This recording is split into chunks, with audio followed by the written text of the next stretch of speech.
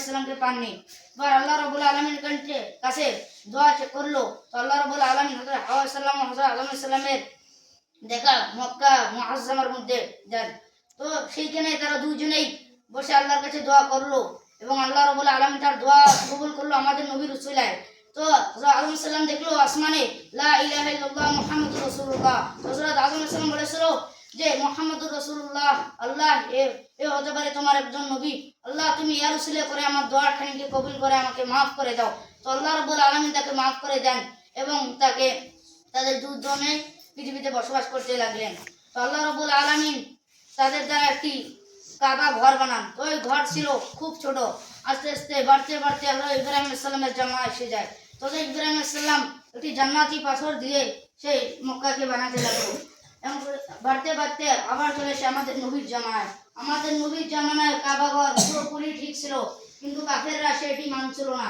কাফেররা উল্টো মূর্তিকে পূজা করতো। তো আমাদের নবী যখন এসে দিনের কথা বললো, তো কাফেররা মানল না, উল্টো মুখে আমাদের নবীকে পাথর দিয়ে মারলো তায়েফবাসী। আমাদের নবী যখন দিনের কথা তায়েফবাসীদেরকে জানাতে গেল, তো তায়েফবাসী পাথর দিয়ে মারলো আর বললো এই পাগল কোথা থেকে এসেছে, এই পাগলকে আমাদের শহর থেকে না ছেড়ে দাও। তখন আমাদের নবী ওখান থেকে চলে আসলো, আর আসার পথে মা ফাতেমা রাদিয়াল্লাহু তাআলা আনহা দেখলেন আমাদের নবীর গায়ে অনেক রক্ত। তো মা ফাতেমা রাদিয়াল্লাহু তাআলা আনহা বাড়িতে গেলেন, তার মাকে বললেন, মামা আজকে আমার বাবার গায়ে অনেক রক্ত। তো আসলে আমাদের নবী বাড়িতে এলেন, বাড়িতে এসে বসেছিলেন।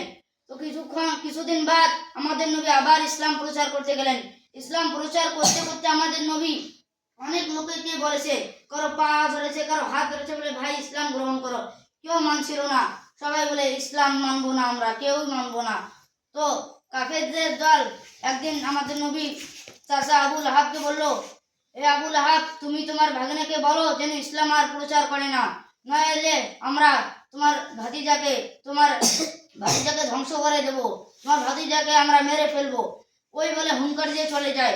তো আমাদের নবী বলেছিল যে আমি ইসলাম প্রচার করব, তাই কি বলে বলুক, আমি ইসলাম প্রচার করব। আমাকে আল্লাহ রাব্বুল আলামিন ইসলাম প্রচার করার জন্য পৃথিবীতে নামিয়েছেন।